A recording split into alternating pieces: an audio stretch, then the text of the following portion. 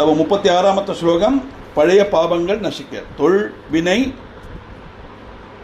நசிக்க இல்லையா? தொல்வினைகள் களைய, தொல்வினைகள் களைய, தொல்வினைகள் களைய.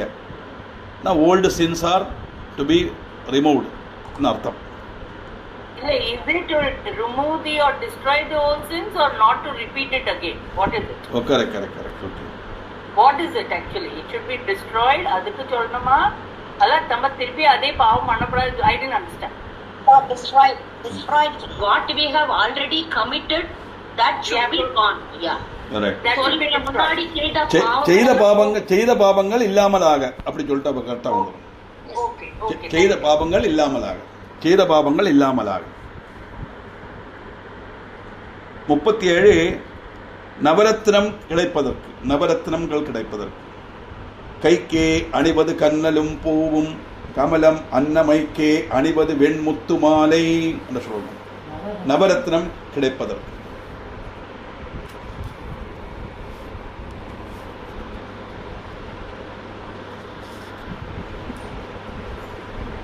முப்பத்தி வேண்டது வேண்டவிதம் கிடைப்பதற்கு. வேண்டது வேண்டவிதம் கிடைக்கணும். நமக்கு என்ன வேணுமோ அது எப்படி கிடைக்கணுமோ அப்படி கிடைக்கணும். அதாக தாத்பரியம். நமக்கு தேவையானது தேவைக்கு தகுந்த மாதிரி கிடைக்கணும்னு அர்த்தம். வேண்டது வேண்டவிதம் கிடைப்பதற்கு.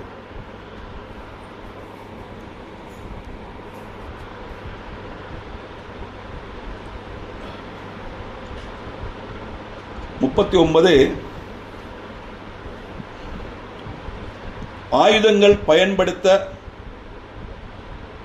கூடிய திறமை, ஆயுதங்கள் பயன்படுத்தக்கூடிய திறமை கொள்ள. ஆயுத பரிசீலனம் கை கொள்ளுவான் மலையாளத்தில் மனசிலாம வேண்டி எழுதாம். ஆயுதங்கள் பயன்படுத்தக்கூடிய திறமை கொள்ள.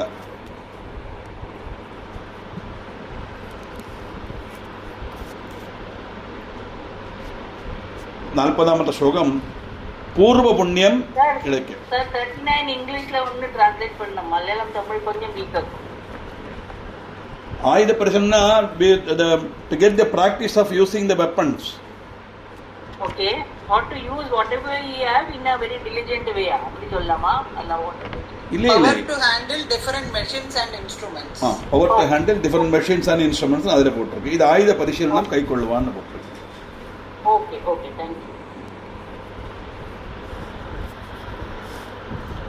பூர்வ புண்ணியம் கிடைக்கிறதுக்கு, பூர்வ புண்ணியம் கிடைக்கிறதுக்கு.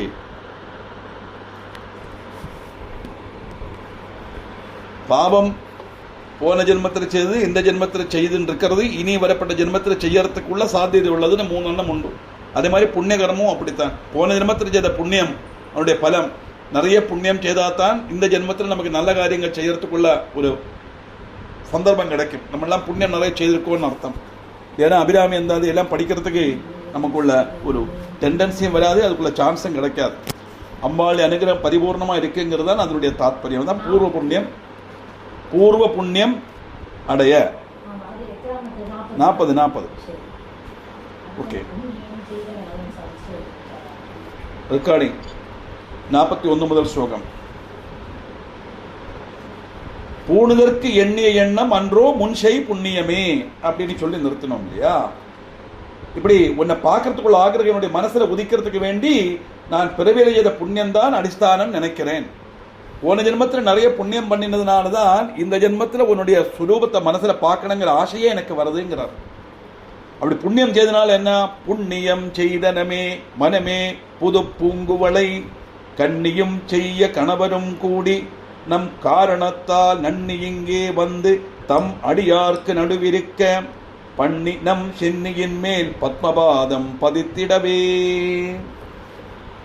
தேவி, என்னுடைய மனசு இருக்கே ரொம்ப சுகிருதம் செய்த மனசாக்கு. காரணம் என்ன அப்படின்னு கேட்டா, பூவையே வெல்லக்கூடிய கண்ணுள்ள அபிராமியே அந்த சிவப்பு மேல சிவபெருமானான பதியோடு சேர்த்து நமக்கு நம்ம முன்னக்க வந்து கருணையோட தாசன்மாரான எங்களுக்கு வேண்டி இந்த லோகத்துல வந்து எழுந்திருக்கலே, எங்களுக்கு அனுகிரகம் பண்றதுக்காக வந்திருக்கலே, எங்களுடைய கூட உள்ளவாளோட மத்தியத்தில் இருக்கிறதுக்கு பாக்கியம் உண்டானது கூடாம உங்களுடைய திருப்பாதங்களை சிரசில பதிச்சு அருளறதுக்கு மூல காரணம் முன்பு செய்துட்டுள்ள நாங்கள் செய்த பாக்கியம் அப்படின்னு நினைக்கிறோம் அப்படிங்கிறோம். அதானது என்னுடைய மனசு பெரிய சுகிருதம் செய்திருக்கு, நான் நல்ல காரியம் செய்திருக்குன்னு மனசுன்னா நான் அர்த்தம். அதனாலதான் பூவையே வெல்லக்கூடிய அளவுக்கு உள்ள கண்கள் உள்ள அபிராமி, சுவந்த நிறம் உள்ள மேனி உள்ள பரமேஸ்வரனோடு சேர்ந்து தாசன்மாரான எங்களுக்கு காட்சி அளிக்கிறதுக்கு வந்திருக்கா. அப்படி அவளை பார்க்க கிடைச்சது, அவளுடைய திருப்பாதங்களை சிரசில பதிச்சு எங்களுக்கு அருளறதுக்கு கிடைச்சதே. அதுக்கு காரணம் என்ன அப்படின்னா நான் செய்த பூர்வ புண்ணியம், நாங்கள் செய்துட்டுள்ள புண்ணியம் அப்படின்னு தாற்பயம். அதனால என்னாச்சு, எனக்கு நல்ல பக்தன்மாருடைய நட்பு கிடைச்சு. எனக்கு மட்டுமல்ல, நல்ல நட்பு கிடைக்கணும். நல்ல நட்பு கிடைக்கணும், சற்சங்கம் கிடைக்கணுமே. சற்சங்கத்துவே நிசங்கத்துவம், நிசங்கத்துவே நிர்மோகத்துவம், நிர்மோகத்துவே நிச்சலத்துவம், நிச்சலத்துவே ஜீவன் முக்தி அப்படின்னு இது. நல்ல சற்சங்கம் கிடைச்சா துசங்கம் நம்ம விட்டு போயிடும். சத்சங்கத்துவே நிசங்கத்துவம். அப்படி நிசங்கம் போயிடுத்துனா என்ன ஆகும், சத்சங்கத்தில் இருக்கும்போது நிர்மோகத்துவம், மோகம் நம்மளை விட்டு போயிடும். மோகம் போயாச்சுன்னா மனசு நிச்சலமாகும், சாந்தமான மனசாகும். அப்படி நிச்சலத்துவம் வந்தாச்சானா பிரம்மன் தான் சத்தியங்கிற உணர்வுல இருந்து அந்த மனசுக்கு ஜீவன் முக்தி மோட்சங்கிறது கிடைக்கும். அதுக்கு நல்ல சத்சங்கம் வேணும். அப்படிப்பட்ட நல்ல சத்சங்கம் கிடைக்கிறதுக்குள்ள பாக்கியம் எங்களுக்கு கிடைச்ச காரணம் உன்னுடைய நாங்கள் செய்த பூர்வ புண்ணியம் அப்படிங்கிற தாற்பயம்.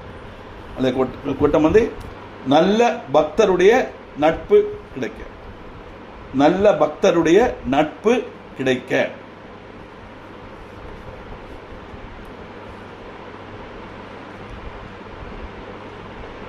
நாற்பத்தி ரெண்டாமத்த ஸ்லோகம். இடம் கொண்டு விம்மி இணை கொண்டு இறுகி இளகி முத்து வடம் கொண்டு கொங்கமலை கொண்டு இறைவர் வலிய நெஞ்சை நடம் கொண்ட கொள்கை நலம் கொண்ட நாயகி நல்லறவின் படம் கொண்டு அல்குல் பனிமொழி வேத பரிபுரையே.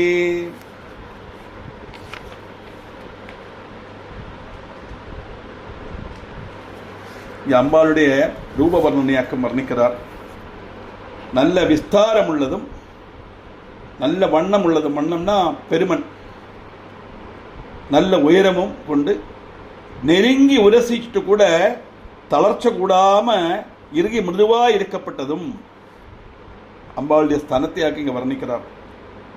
அந்த ஸ்தனத்துக்கு மேல முத்துமானங்கள் கிட்ட சலிக்கப்பட்டதுமான உன்னுடைய ஸ்தனங்களை, அந்த ஸ்தனங்களினால பரமேஸ்வரனுடைய புஷ்டியுள்ள மனசை கூட ஆகர்ஷிச்சு அவர் நினைக்கிற மாதிரி நிறுத்தம் ஜவிட்டி பிடிச்சு மனதி தடையுள்ள நாயகி அபிராமியே, நீ இந்த நடந்து வரப்பட்ட அழகிருக்கே, அது எப்படி இருக்காம், நல்ல சர்ப்பமாய் படமெடுத்த போல உள்ள உன்னுடைய சரீர பாகம்.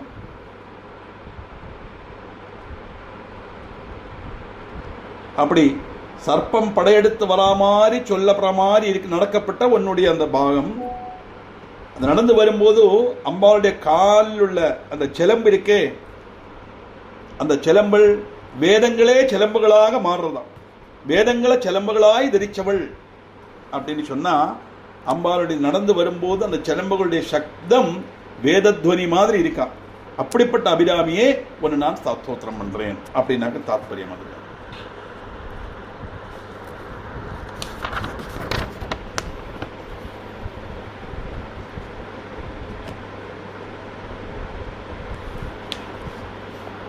எல்லாரையும் வசீகரிப்பதற்கு, லோகரை வசீகரிப்பதற்குன்னா எல்லாரையும் வசீகரிப்பதற்கு, டு அட்ராக்ட் ஆல் அப்படின்னு வச்சா வச்சுக்கலாம். யோக வசியம்.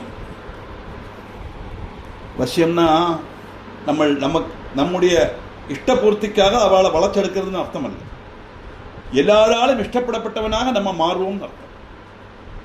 அல்ல வசிய சக்தினா யாரு நம்மளை பார்த்தாலும் நம்மளை இஷ்டப்படுவா, அந்த மாதிரி உள்ள ஒரு பாக்கியம் நமக்கு கிடைக்கும் தாற்பயம்.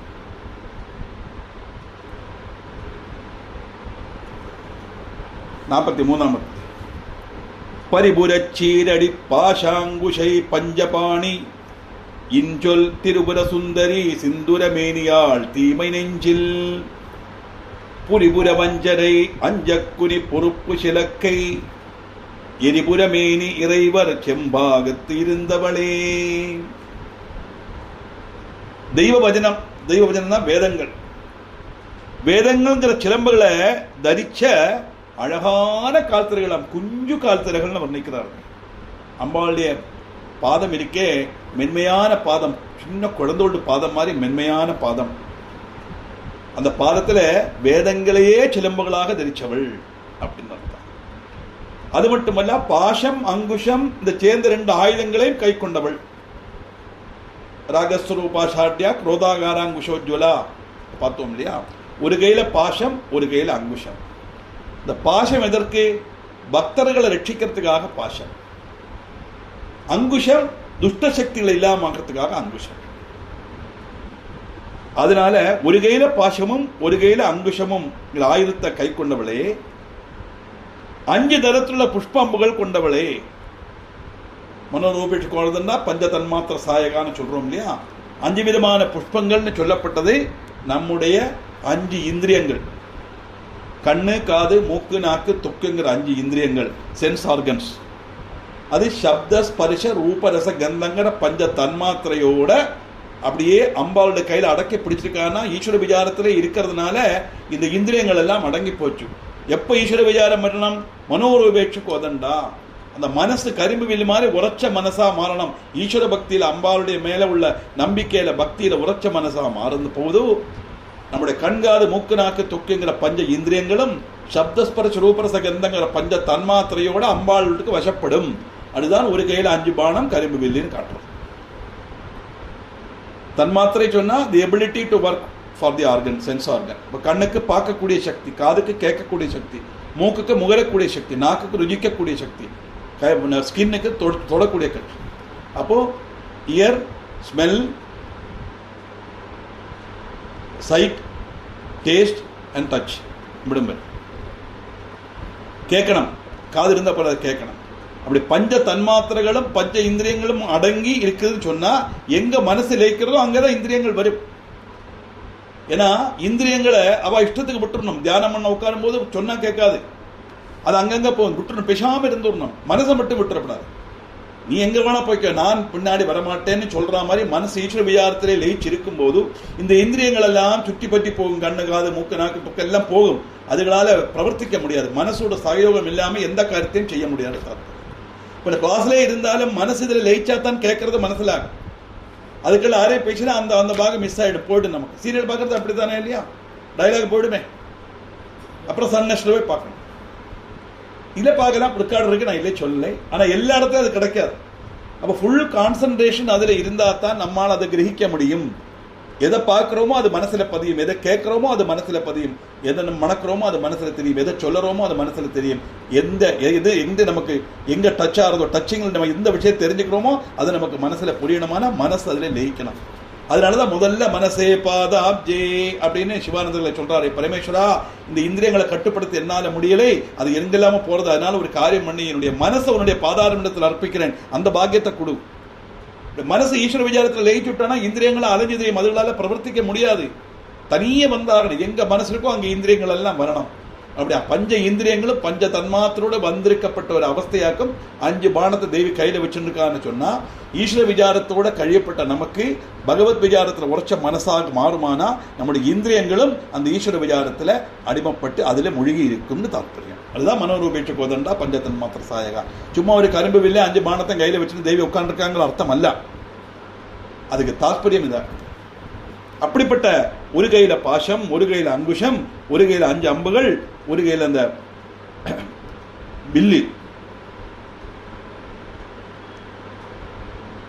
மதுர வார்த்தைகள் சொல்லப்பட்ட திரிபுர சுந்தரி.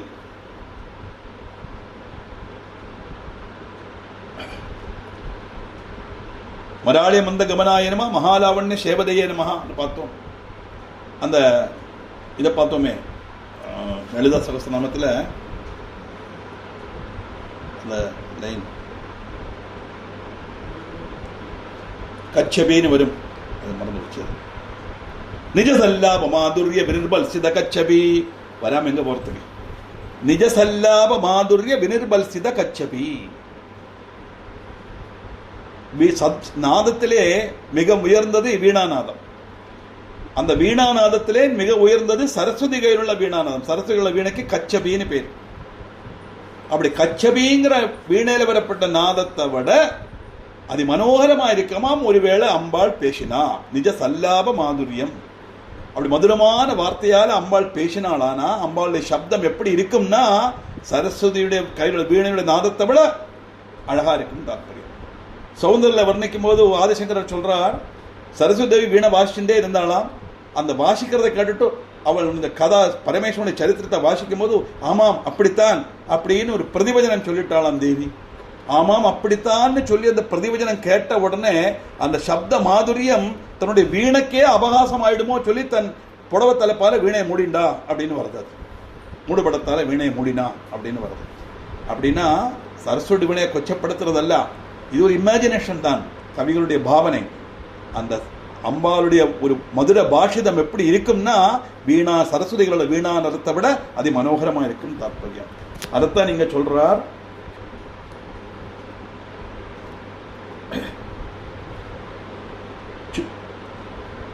மதுரமான வார்த்தைகள் சொல்லப்பட்ட திரிபுர சுந்தரி. இன்சொல் திரிபுர சுந்தரி. இன்சொல்னா இன்பமுள்ள சொல். சிந்துரமேனியாள், சுபந்த நரமுள்ள சரீரத்தோடு கூடினவள், சேஸ்கரமான சுபந்த மேனி கொண்டவள்,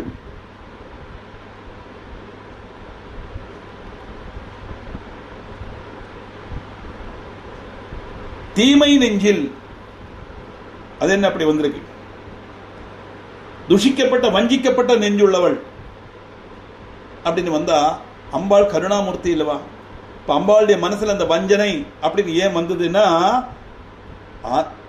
அசுரவிருத்தியுள்ள மனசுள்ளவாளுக்கு அந்த மனசுல வஞ்சம் இருக்கிற மாதிரி தோணும். அவளை பயப்படுத்துற மாதிரி மேரு பர்வதத்தை கையில வில்லாக்கி வளைச்சு தீ கொத்த நிறமுள்ள சிவதேவனுடைய தேகத்துல சிவபாதியா இருக்கப்பட்ட சக்தி. அதற்கு தாற்பயம். புரிபுர வஞ்சரை அஞ்சக்குறி பொறுப்பு சிலக்கை எரிபுரமேனி இறைவர் செம்பாகத்து இருந்தவளே. எரிபுரமேனினா அந்த அசுரன்மார் பயப்படுற அளவுக்கு மேரு பர்வதத்தை வில்லாக்கி நாராயணன் அஸ்திரமாக்கி ஒரு வரார் இல்லையா, இந்த திரிபுர தகனத்துக்கு வரப்பட்ட சமயம்.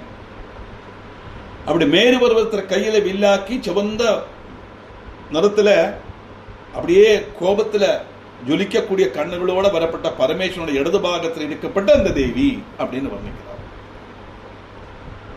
அப்போ துஷிச்ச வஞ்சிக்கப்பட்ட நெஞ்சுள்ளவான்னு சொல்லியாச்சானா அசுரவருத்திகளுக்கு முன்னால அவளுக்கு தோணப்பட்ட அந்த சொரூபத்தையாக்க அங்க வர்ணிக்கிறார். பக்தர்களுக்கு முன்னக்க சாந்த சொரூபம் தான். அப்படிப்பட்ட தேவி பரமேஸ்வரனுடைய இடது பாகப்பட்ட தேவி ஒரு நாள் ஸ்தோத்திரம் பண்றேன் அப்படின்னு தான் வருது.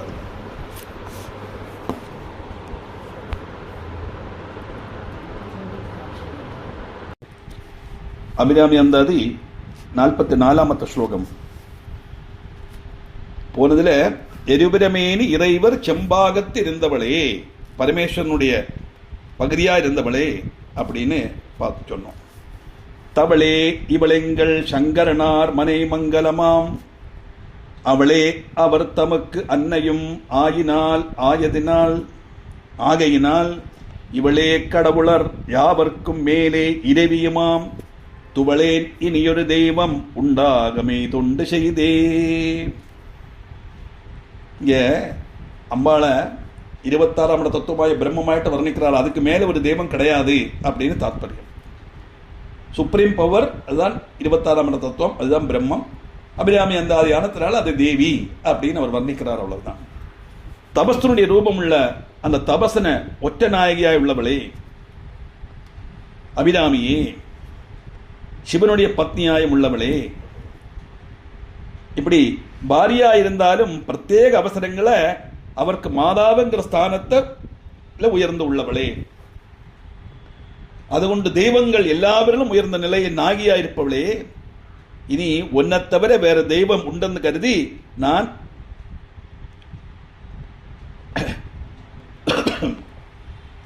எந்த சேவை செய்து தளரமாட்டேன். உன்னை தவிர வேற தெய்வம் எனக்கு கிடையாது அப்படிங்கிறார். இதில் மனைவிக்கு என்னென்ன டியூட்டிஸ் அண்ட் ரெஸ்பான்சிபிலிட்டிஸ் உண்டு? காரியேஷு தாதா, கரணேஷு மந்திரி, போஜேஷு மாதா, சைனேஷு ரெம்பா அப்படின்னு சொல்லுவான். காரியேஷு தாதானா அப்பா எப்படி காரியங்கள் எல்லாம் நமக்கு செய்து தருவரோ சொல்லுவரோ அதை மாதிரி சில விஷயங்கள்ல அப்பாவோட ஸ்தானமா மனைவிக்கு. கரணேஷு மந்திரி, உபதேச மன்றத்தில் மந்திரியோட ஸ்தானம். சில விஷயங்கள் மனைவியா இருந்தாலும் அது சொல்றது நம்ம கேட்கணும். கேட்க வேண்டிய விஷயமா இருந்தால் என்ன சொன்னாலும் கேட்கணுங்கிற தாற்பயம் அல்ல. ஒரு மந்திரி எப்படி ராஜாவுடைய வெல்ஃபேரை பார்த்து உபதேசம் பண்ணுவளோ அதே மாதிரி உபதேசம் மன்றத்தில் நம்ம ஒரு டெசிஷன் எடுக்க முடியல, இல்லாட்ட ஒரு கஷ்டம் இருக்கு, ஒரு ப்ராப்ளத்தை ஃபேஸ் பண்றோமானா இது எப்படி செய்யலாம் அப்படின்னு சொல்லி நமக்கு ஒரு அட்வைஸ் தரலாம், ஒரு சஜஷன் தரலாம். அந்த சமயத்தில் அவள் மந்திரியா இருக்கா. போஜேஷு மாதா, சாப்பிட்ற விஷயத்தில் அம்மையா இருக்கணும். ஏன்னா அம்மை அந்த குழந்தைக்கு சாப்பாடு ஊட்டுற மாதிரி வேற எந்த ஒரு ரிலேஷனும் அந்த ஒரு பாவம் வராதுங்கிறது தாற்பயம். எவ்வளவு சாப்பிடாலும் கொஞ்சம் கூட போட்டுக்கோ அப்படின்னு சொல்லி போடுறா இல்லையா? தன் குழந்தை நன்னா இருக்கணும், நன்னா சாப்பிடணும், அது சாப்பிட அழகா பார்க்கணும் அப்படிங்கிற மாதிரி இருக்கும். நான் சிலவாள்லாம் அது ரெசிப்பா. இப்போ நான் பேங்க்லேருந்து ஒர்க் பண்ணிட்டு வரும்போது சாயந்தரம் இங்கே வாசலில் வடையெல்லாம் கொண்டு வருவாள். ஒரு 2 வடையை வாங்கி ஒரு பாத்திரத்தில் வச்சு அடைச்சி வச்சிருப்பாங்க அம்மை. அப்படியே நான் ஸ்கூட்டரை வச்சுட்டு உள்ளே ஏறும்போது உடனே காஃபி ரெடியாக இருக்கும். அதை வாங்கி டைனிங் டேபிளில் வச்சுட்டு அந்த பாத்திரத்தை திறந்து வச்சுட்டு கையை அப்படி வச்சு பார்த்துட்டே இருக்கும். என்னம்மா கேட்குறேன், ஒன்றுமில்லை வந்து அந்த வடையை தின்னுட்டு நான் காப்பு குடிக்கிற அழகை ரசிக்கலைங்க எங்கள் அம்மா. அது இந்த சமயத்தில் எனக்கு ஓர்மை வந்து அதனால சொன்னேன். ஏன்னா போஜேஷு மாதா, மனைவியா இருந்தாலும் சாப்பாடு விஷயத்தில் அம்மா எப்படி குழந்தைய சம்ரட்சிப்போ அதை மாதிரி சம்ரட்சிக்கணும். ஷயனேஷு டுப்பா, படுக்கையில் தாசியா இருக்கணும், ரெம்பையா இருக்கணும் தாற்பயம். அதனால இங்க என்ன சொல்றா, தெய்வங்கள் எல்லாவரும் உயர்ந்தவள் பரமேஸ்வரனுடைய மனைவியான ஒரு ஸ்தானத்தில் இருந்தாலுமே கூட பிரத்யேக அவசரங்கள் அவளுக்கு மாதாங்கிற ஸ்தானத்தில் உயர்ந்து வரா. அப்படின்னா இந்த பார்வதியா இருக்கிறது 25ஆம் தத்துவமான சப்த பிரம்மம், சகுண பிரம்மம். அந்த மாதாவா உயர்ந்து வரானது எல்லாத்துக்கும் அதுக்கு மேலா இருக்கக்கூடிய சக்தியா இருக்கிறது 26ஆம் பிரம்மம். அதைத்தான் நம்ம தெரிஞ்சுக்கணும் அதுல. அதனால வேறு தெய்வம் உண்டுன்னு கருதி நான் சேவிக்க வேண்டிய அவசியம் இல்லையே. அப்படி சேவிச்சு நான் தளர மாட்டேன். ஏன்னா எனக்கு நீ இருக்கே, உன்னை மட்டும் போருமே. அப்படின்னா என்ன அர்த்தம்? அம்பாளை மட்டும்தான் ஸ்தோத்திரம் பண்ணலாமா, வேற ஆளை ஸ்தோத்திரம் பண்ணப்படாதாங்கிற அர்த்தம் அல்ல. எந்த தெய்வத்தை பிரார்த்திச்சாலும் எல்லாத்தினுடையும் சுப்ரீம் பவரா இருக்கிறது அந்த பிரம்மன் தான். அங்கதான் போகும். ஆகாஷாத் படிதந்தோயம் எதா கச்சிட சாகரம் சர்வதேவ நமஸ்காரம் கேசவம் பிரதிகச்சதி அப்படின்னு. கேசவன் உன்ன நாராயணன் எடுத்துக்கப்படாது. கேசவங்கிறது அந்த பிரம்மத்துக்கு ஒரு பேர் கொடுக்குறோம். அதுக்கு போய் சேரும் சொல்ல முடியாது. ஆனால் கேசவனுக்கு போய் சேரும். இஷ்ட தேவதாவ உபாசனை தானே ஹிந்து மதத்தினுடைய ஒரு பிளஸ் பாயிண்ட். அதனால எந்த தெய்வத்தை வேணா நம்மளை ஆராதிக்கலாம்ன்றது தான் தாற்பயம். அதனால ஒன்ன பணிந்த பின் எதுக்கு நான் வேற தெய்வத்தை பற்றி நான் தளர வேண்டிய அவசியம் இல்லையே. அப்படி எல்லாத்துக்கும் அனுகரிப்பட்ட தேவி அப்படின்னாக்க இங்க பிரார்த்தனை பண்றோம். அதனால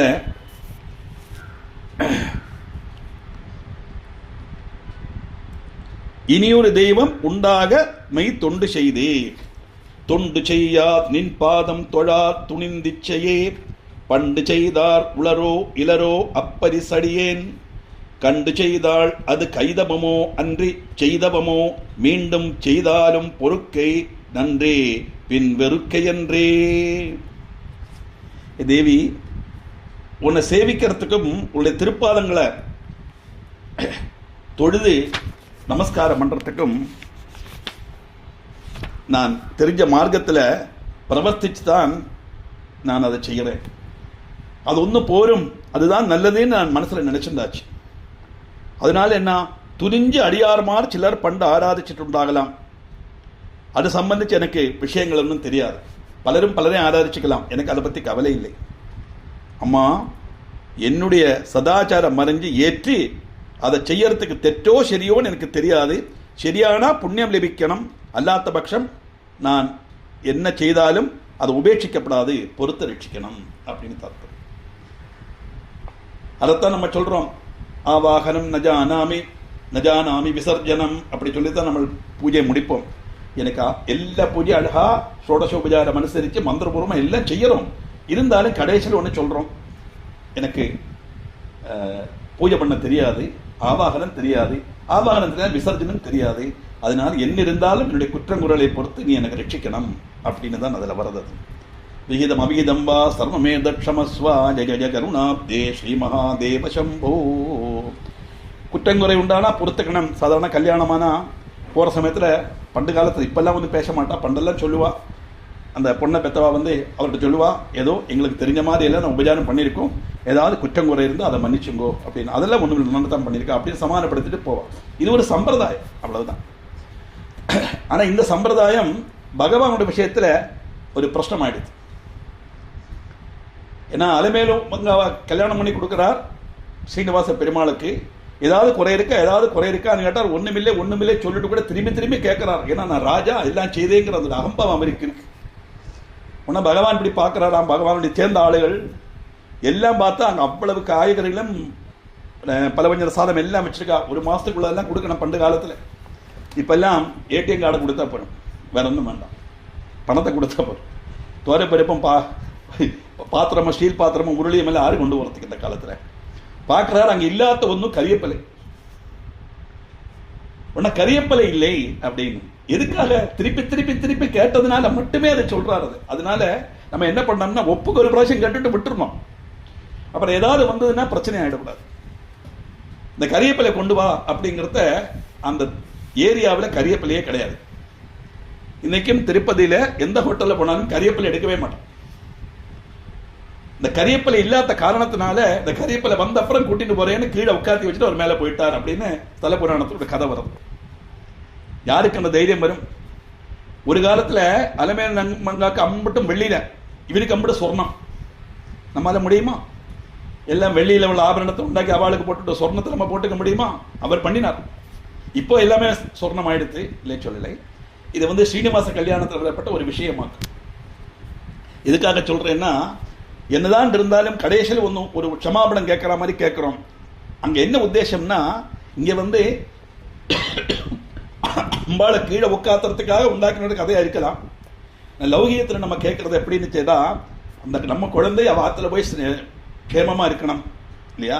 பண்டு காலத்துல அப்படியாக்குமே இருந்தது. இது நியாயமா உள்ள காரியத்தை நான் சொல்றேன். லௌகியத்துல பல மாதிரி இருக்கலாம், that is out of question. அதெல்லாம் நம்ம சாஸ்திரத்துல சொல்லிட்டு இல்லை. அப்படி நல்ல ரீதியில போய் அந்த குழந்தை இருக்கணுமானா திருப்பி திருப்பி கேட்கிறோம், ஏதாவது குறை உண்டான சொல்லுங்க, எல்லாம் செய்திருக்கோம் அப்படின்னு. ரெண்டு விஷயம், ஏதாவது குறை உண்டான அந்த மனசு குறையோட போகக்கூடாது. ரெண்டாவது நன்னா பண்ணினால் அழகா இருக்குன்னு சொன்னா ஒரு திருப்தி மனசுக்கு, அவ்வளவுதான். அது மாதிரி இங்க சொல்றார், நான் செய்யப்பட்டது தெற்றோ சரியோ எனக்கு தெரியாது, சரியான புண்ணியம் லபிச்சு கொடுக்கட்டும், தெற்றானா பாவத்தை கொடுத்துடாதே, அதை பொறுத்து எனக்கு அனுகிரகம் பண்ணு. எப்படி இருக்கு பார்த்தோம் இல்லையா? செய்தால் அது கைதவமோ அன்று செய்தவமோ, மீண்டும் செய்தாலும் பொறுக்கை நன்றே பின் வெறுக்கை அன்றே. நீ என் மேல கோபப்படாதே, நான் செய்யப்பட்டது சரியோ தெற்றோ எனக்கு தெரியாது, என்னை உபேட்சிக்காதே, ப்ளீஸ் டோன்ட் அவாய்ட் மீ அப்படிங்கிறார். ஏன்னா I have no other option இல்லையா? அந்நியதா சரணம் நாஸ்தி தொமேவ சரணமம்மா தஸ்மாத் காருண்ய பாவேன ரக்தரக்த மகேஸ்வரி. அம்பாளை தவிர, அம்பாள்னா தெய்வம், தெய்வத்தை தவிர நம்மளை காப்பாற்றுறதுக்கு யாராலே முடியாது. அந்த ஒரு விசாரம் மனசில் இருக்கணும். அதுக்குத்தான் அந்த கிரந்தங்கள்லாம் நம்ம படிக்கிறோம். அதனால என்ன கஷ்டம் வந்தாலும் சரி, என்ன நஷ்டம் வந்தாலும் சரி, என்ன துக்கம் வந்தாலும் சரி, எல்லாத்தையும் அதிஜீவிக்கிறதுக்கு ஈஸ்வர விசாரம் ஒன்று போருங்கிற ஒரு நம்பிக்கை நமக்கு வரணும். அதனால சொல்றார், நான் செய்யறது தெற்றோ சரியோ எனக்கு தெரியாதம்மா, சரியானா அந்த புண்ணியத்தை எனக்கு கொடு, தெற்றாக்குமானா அதை பொறுத்து எனக்கு க்ஷமாபணம் செய்து என்னை அனுகிரகிச்சுவோ, என்னை உபேட்சிக்காதே அப்படின்னு சொல்லி 46ஆம் ஸ்லோகத்தை முடிக்கிறார். இன்னும் அம்பாளுடைய பிரபாவம் வர்ணிக்கப்பட்ட ஸ்லோகம் இருக்கு, அது என்னங்கிறது அடுத்த கிளாஸ்ல பார்க்கலாம். இதோட ஒன் லைன் மீனிங் என்ன சார்? அதையும் சொல்லிட்டு கடையில் வரட்டும். நம்ம 43 பேர் எழுதணும் இல்லையா, நன்மகள் விட்டு ஒழியறதுக்குன்னு. 44ஆமத்தது வந்து பிரிவோங்கிற பயம் நீங்கிறதுக்கு. பிரிவாமை என்ன பயம்? 44 തിന്മകൾ വിട്ടൊഴിയാൻ. തിന്മകൾ എന്ന് പറഞ്ഞു കഴിഞ്ഞാൽ നമുക്ക് അൺഫേവർ ആയിട്ടുള്ള കാര്യങ്ങളെല്ലാം ഇല്ലാതാവാൻ അർത്ഥം. നന്മ ഫേവർ ആയിട്ടുള്ളത്, തിന്മ അൺഫേവർ ആയിട്ടുള്ളത്. இது பிரியுங்கிற பயம் நீங்கிறதுக்காக இந்த ஸ்லோகம்.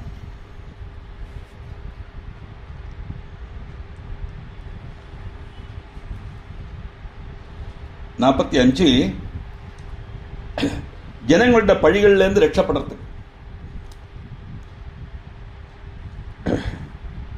ஏன்னா நம்ம சில சமயத்தில் செய்யாத தப்புக்கு நம்ம ஆளாவோம், பழி கேட்கண்டி வரும். அந்த பழிக்கு நம்ம ஆளாகக்கூடாது அப்படின்னு தாத்பரியம். அப்படி லோகரோட பழிகள்ல இருந்து என்னை ரட்சிக்கணும், என்னை காப்பாற்றணும், ஒரு பழியும் என் மேல வரக்கூடாது, அனுகிரகம் பண்ணுன்னு தான் தாத்பரியம். உலகத்தில் உள்ள மக்களில் இருந்து பழிகள் வராமல் இருக்க லோகருடைய பழிகளில் நின்று ரட்சப்படுவான் மலையாளத்தில்.